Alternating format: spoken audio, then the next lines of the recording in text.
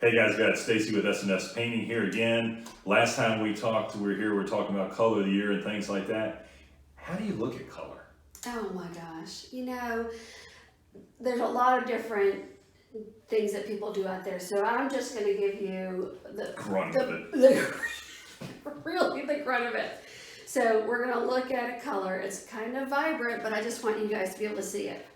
So let's say we're looking at this strip of colors because we want to look at this one. A lot of people will take their color chips and put them flat. Mm-hmm. You don't ever want to look at a color flat. When you put a color down, it changes its tone completely, and you're not painting your walls flat, laying flat. They're vertical. So you always want to look at your color up. Gotcha. Okay?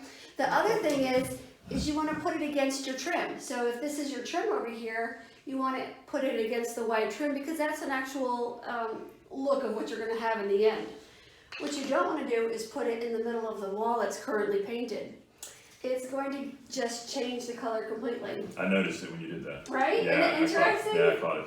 So don't put it flat, put it up in the middle of this. If you get, people like to get little paints to paint on the wall. Right. Yeah, don't do it. Really? No, because they're painting it in the middle of the wall, and so it's changing its color completely. So just like I have this, don't put it here, put it right next to your trim. Okay. Right now at your chair rail, your baseboard, whatever you want, right next to your window, but you always want to have the color right up against the trim. Okay. So put it on a piece of cardboard. Then you can move it around the room at different times of day. When's the best time of day to actually look at a color? When's the best time of day? What do you think?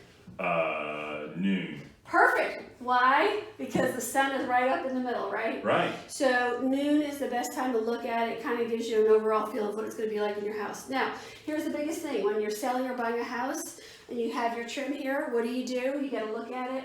Is it oil trim or is it not oil trim? Yep. Makes a big difference, and it becomes very challenging if it's oil. So I have this. I hope you guys can see it. It's an alcohol prep pad from CVS. Thank you, CVS. Anyway, you take this and you rub it on the door. If the paint comes off on your fingers, it is latex paint. If you rub this and no paint comes off, it's oil-based paint.